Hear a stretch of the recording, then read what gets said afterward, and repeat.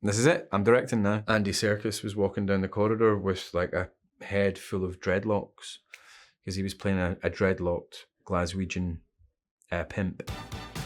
How you doing? I'm James McAvoy and these are my film firsts with BAFTA. One of the first things I can remember watching is Terminator.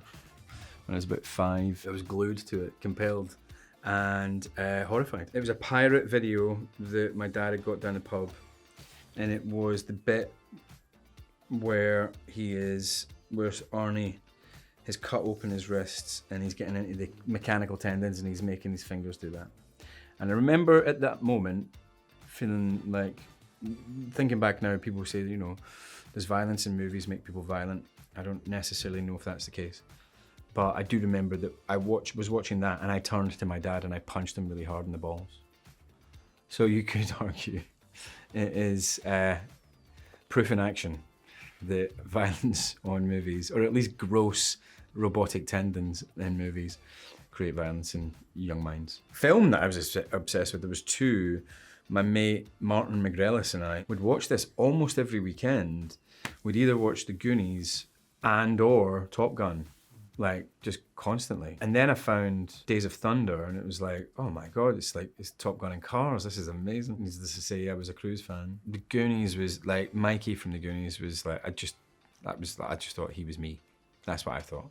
I had asthma, he had asthma, and people thought he was too small or not strong enough, or like, he was a bit of an underdog, and that just felt like it was very easy to see yourself as Mikey from the Goonies. Then TV shows, I mean, as a little guy, there was Cities of Gold, which is a really good cartoon that I was obsessed with. And the X-Men cartoon from the 90s as well was a big deal for me. What was the first film you watched that made you think, I want to make films? Well, it was Ken Loach movies. I think I've watched incredible movies and just enjoyed them as a fan. Nothing's made me go like, oh, I want to make movies. And then I watched Ken Loach movies. I watched My Name is Joe and Sweet 16, and immediately I was like, why are people not making movies about the place that I grew up? Not that Sweet 16 is set where I grew up, but it's set somewhere very similar. I was like, I never see my kind of neighborhood on film. And those films made me think I should do this. First thing I ever acted in was a film called The Near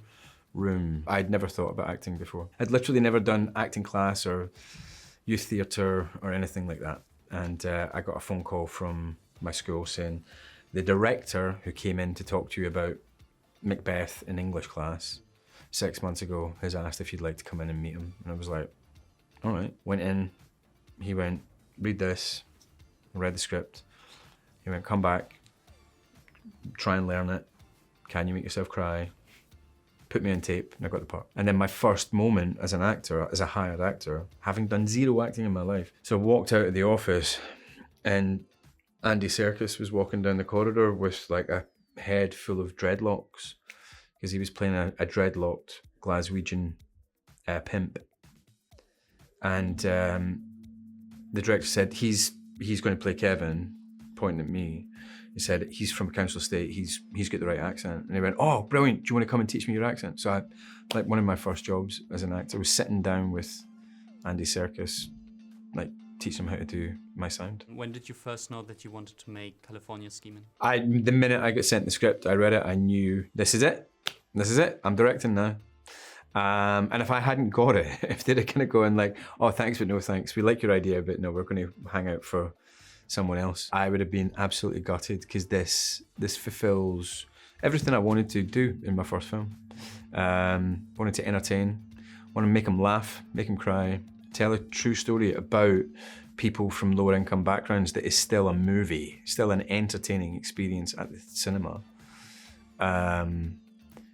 with social realities and social injustice, but it's still ultimately, first and foremost, a piece of entertainment. Was that already sent with the intention that it was offered to you to direct? Yeah. I'm very lucky that as a first-time director, I was sent opportunities because of the acting work that I've had behind me. That doesn't happen with a lot of directors first time, and I appreciate the privilege that I have. Back in my 20s, I had directors being like, all right, I know you think you know how to direct this, but back up.